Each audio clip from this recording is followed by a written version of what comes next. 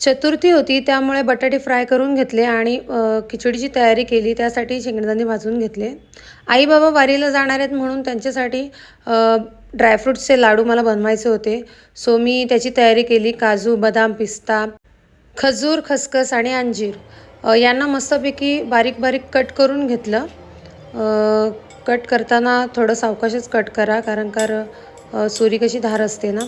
So cut करून घेतलं. सगळ्यांना बारीक बारीक चॉप करून घेतलं. आणि ह्या आमच्या मॅडम आल्या बघा कशा बोलतात. काय करायचं? लाडू. हां, काय करायचं? लाडू. हां, लाडू. हिची मध्ये मध्ये लुडबुड पाहिजेच. तिला पण मजा आली आजोबांसाठी काहीतरी करताना. काही नाही, येऊन खात होती फक्त. त्याच्यानंतरला मग मी सगळं कट करून घेतलं. हा पॅन आईनीच मला दिला होता. सो त्याच्यामध्ये फर्स्ट टाईमच हे लाडू बनवायला मिळाले मला. सो मी त्याच्यामध्ये तूप टाकलं. 2 चमचे, मोठे 2 चमचे तूप टाकून घेतलं. मी माझ्या अंदाजानेच टाकलं पण 2 चमचे तर नक्कीच होतं. त्याच्यानंतरला पहिला बदाम भाजून घेतले, मग काजू घेतले आणि त्याच्यामध्ये पिस्ता होता, तो पिस्ताही भाजून मी थोडंसं असं फ्राय करून घेतला त्याने, जेणेकरून ते क्रिस्पी लागतील. सो ते भाजून झाल्यानंतरला मी एका परातमध्ये असं काढून घेतलं. क्वांटिटी जास्त होती. एवढी क्वांटिटी घेतली तर नक्कीच माझे 55 असे लाडू तयार झाले होते.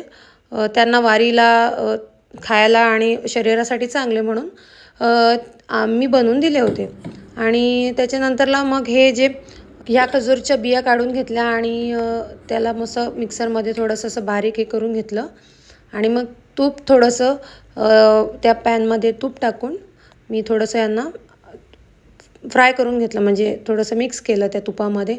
त्याच्यानंतर अंजीर टाकले आणि खसखस टाकली. थोडीशी खसखस जास्त वाटली म्हणून मी थोडी काढून ठेवली. आणि जे आपण भाजून जे ड्रायफ्रूट्स ठेवले होते ते त्याच्यामध्ये मिक्स केले. कमी फ्लेममध्येच या सगळ्या गोष्टी होतात. सो हाय फ्लेमवर काहीच करू नका. आणि मस्तपैकी असं हे करून घेतलं, मी मिक्स करून घेतलं. माझ्याकडे मखाण्याची पावडर होती त्यामुळं मी तीही त्याच्यामध्ये ॲड केली. व्हिडिओ करायला मिळाली नाही. त्याच्यानंतरला थोडंसं गार झालं जे की हातात येऊ शकतं. तर त्याच्यानंतरला मी असे मस्तपैकी लाडू वळून घेतले. खूप टेस्टी, पौष्टिक आणि शरीरासाठी एकदम चांगले. आत्ता पाऊस चालू झालेला आहे आणि आई बाबा महिनाभर वारीसाठी त्या विठू माऊलींच्या दर्शनाला जात असतात. तर त्यांच्यासाठी हे बनवलं. व्हिडिओ आवडल्यास लाईक करा. बाय.